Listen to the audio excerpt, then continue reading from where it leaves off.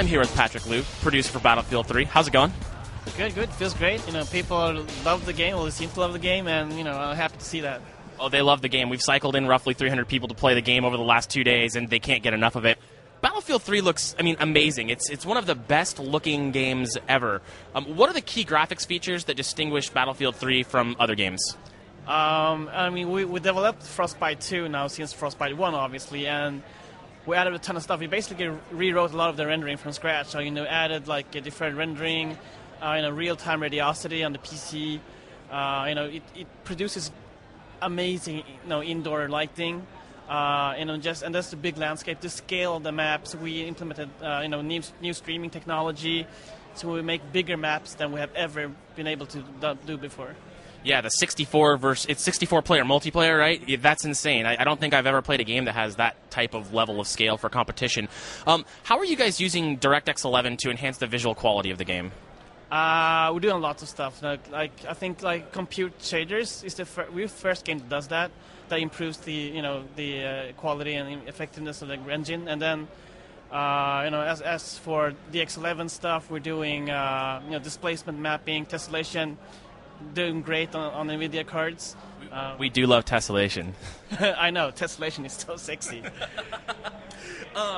So Battlefield 3 being a highly competitive game, what are you guys doing to help foster it for esports, or to really make sure that it's going to do well in the competitive esports community?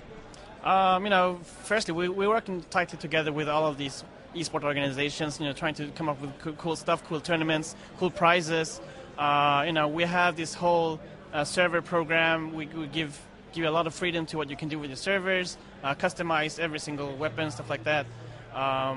Just helping out with the organization all around this. That's awesome. I know that one of the demands in our community right now is to really help make sure Battlefield 3 in our area is a great competitive title for esports, something we're really diving into right now, and we're very excited to make sure that Battlefield 3 is a part of that. Can you talk a little bit about some system specs, or kind of what the hardware requirements might be for Battlefield 3? Because I know it's a huge question out in the community. Everybody is really curious what they need to upgrade to for Battlefield, so... Yeah, it depends on what kind of quality and performance that you like. We haven't gone out with the specs officially just yet, but I will say that, it's definitely time to upgrade your computer. You'll definitely be safe with, dual 580s and SLI, obviously. Now that's sexy. So with the Battle blog, you guys have kind of switched to a browser-based interface for game selection.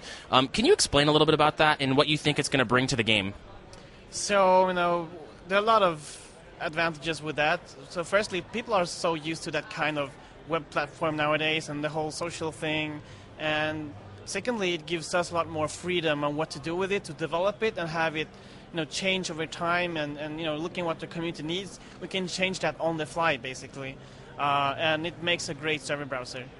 That's awesome. One of the things that I think a lot of gamers struggle with is after launch support. So if you guys are planning on using Battlelog and really making sure that it's constantly evolving, I think that's going to be really big for the community, and they're going to thrive off that a lot. So I'm excited to hear about that.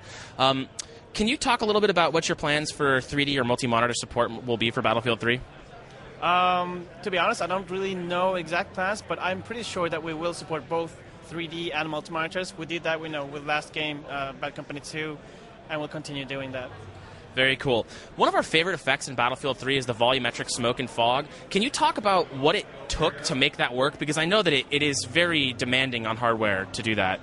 Yeah, it certainly is very demanding. Our artists they're making an amazing job. Same time, they want to make even better. Actually, we can make it look even better, but we need to optimize it, for performance. But just having lighted particles and particles that cast shadows, stuff like that, it makes a huge difference to the volume and the feeling of the particles. Yeah, it gives this richness to the environment and this depth of field that you don't see in other games. And you've seen volumetric smoke and fog in some games, but never like this. It's everywhere. You blow off the side of a building and it's everywhere. It's really, really impressive. So what do you think about the tournament behind you? There's 24 people playing your game right now, and I don't think they want to leave. Yeah, I've been running the server a little bit. I've been watching people playing a lot of matches now. People are getting into this really quickly. They seem to appreciate the game mode, they appreciate the map, the destruction that bring to them. And as you said, a lot of the matches have been very, very close. So excited to see people just play the game and see what kind of stuff they come up with that we haven't anticipated. Fantastic. Well, I'm going to find a way to worm in here and play some Battlefield 3 eventually. Thank you so much for your time, Patrick. It's been incredible. Thank you. Thank you very much.